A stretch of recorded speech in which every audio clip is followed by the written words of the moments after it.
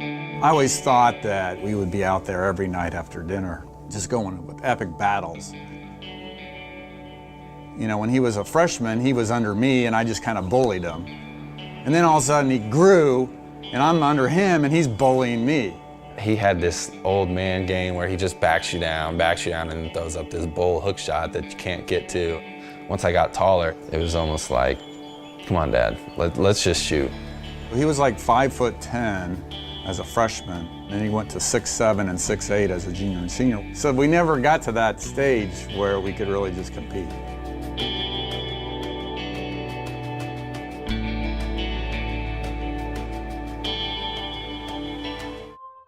My wife Jody and I both grew up here in Brownsburg, and Indiana basketball is, it's historic. Communities will rally around the gymnasium in the wintertime. They'll pack small gyms and large gyms, and for a lot of communities, it's the rallying cry of the whole town.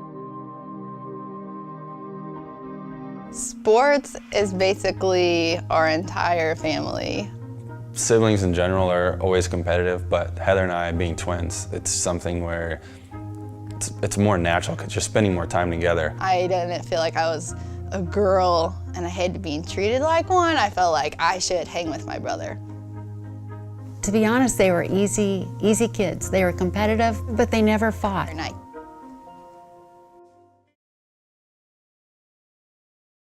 we went to each other's sporting events, every single one. You know, being that new coach, I wanted to set a goal out there, and I remember saying, hey, we're going to be the first team at Brownsburg to win a sectional, and you know, I thought that was something pretty important. I can remember thinking to myself, you know, why can't it be us? Like, I don't want to just win sectionals. I got this, you know, this email from this Гордон Хэйворд who I'd met a few hours earlier. His email said, hey coach, why not a state championship? That's what I want to win. Our whole town was there for the game. We were playing Marion High School. It gets down to the wire, and I think we're up 2, and you know, they have the ball, and they hit a 3 with like 2 seconds left, or whatever, 2.1 seconds left. So now we're thinking, it's over. And at this point, we're right behind the bench, and I'm trying to encourage him. Heather's like, Dad, what are you doing? It's over. It's over. And I'm like, it's not over. You never know. Well, they set up this play for Gordon to get the ball. I was covered, they double teamed me, and I remember curling and watching the ball like fly through the air, and it got tipped up. Gordon just keeps running to the basket. He picked it up right in the middle of the paint. And he just kind of throws it up, it rattles around, and falls in.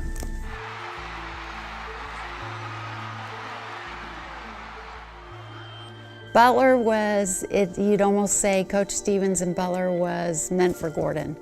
Academics came pretty easily to me, and it was just another way that I could try to show that I was the best. I'll never forget, I heard this just loud arguing next to my office coming from the locker room, and I could not figure out what it was. And I walked in there, and he and another one of our players was arguing over an engineering equation. Coach Stevens came out, he didn't know what we were talking about either, because I'm sure he was sitting in his office and we were saying all these, you know, physics terms and stuff like that. I just walked in, I looked at them both, and I thought, man, this is a special group. Going into the tournament, you know, we were riding a pretty big win streak, and I can remember sitting there and talking to one of my roommates, and all of the guys were in there, and I was like, man, this is our year. You know, we hadn't lost in forever, and we always seemed to find ways to win, and why not us? Like, we can really do it. We can beat anybody in the nation. I think I was more nervous for the Duke game than any of the other games, and not for the reason that it was the national title game, but just because they were the most like us as far as they played together as a team. Our whole thing was we kept everybody under 60 points throughout the whole entire tournament. People said it was a Cinderella story, and in our eyes, we didn't picture it like that at all. Butler was as good as any team in the country. They were physical, they were confident, they were aggressive. We came into the national title game expecting to win.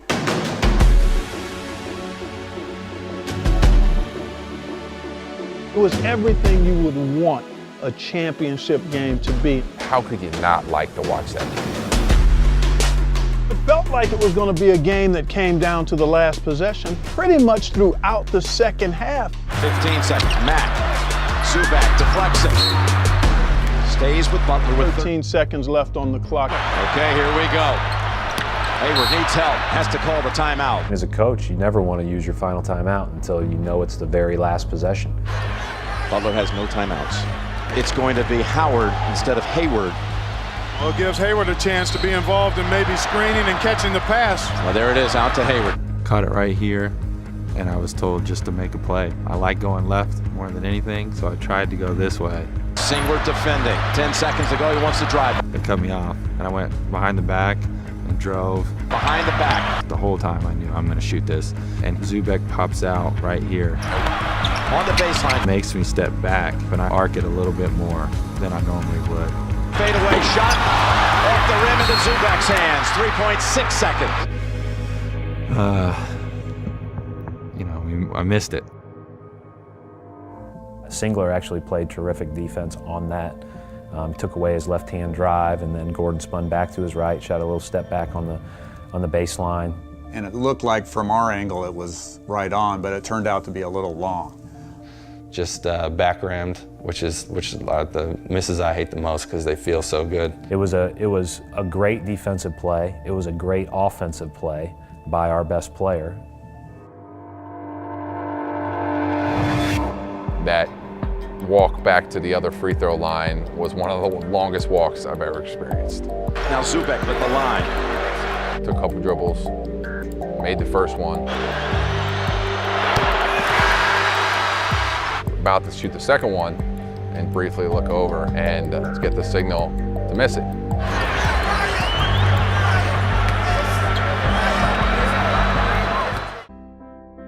Hayward had already made a game winner in his state high school championship game and had already proven to be an outstanding clutch player. Odds are really against Brownsburg in this situation. Let's see what they got lined up here. You know, we're down one, it's 2.1 seconds left, and you know, we have to go the length of the court. I like to get the ball to Hayward somehow. Here's the pass up court, intercepted briefly, put up at the buzzer, goes in. I do not believe this. It's over. Hayward has won the game for Brownsburg. You know, honestly, that was definitely in the back of my mind.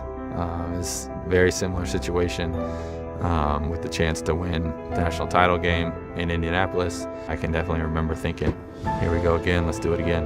That young man right there had a Milan moment. Do you believe in sequels? Certainly looks that way, doesn't it, partner? My goodness. We've always put Gordon in a position that he would be our most likely to rebound. So you knew that our best player was going to get the ball again. He misses the free throw, and from then it's playing off natural instincts. It's Hayward pulling it down. And I get the ball right here, and he kind of falls into me. I bodied him up for about a second. It took a second off the clock. Getting around, Zubac. And I end up dribbling it out this way. This is Singler, and he kind of steps up and picks me up. And Matt Howard comes in and sets up big time screen for me right here. It allows me to kind of get around him and end up shooting the shot right around here. It's like when you're a kid and you're in a gym and you're counting down, you're like 3, 2, 1, and you just throw up the ball and try to make the shot. Not going to try. It's Hayward pulling it down, getting around Zubac at midcourt, launches the shot. Oh, it almost went in!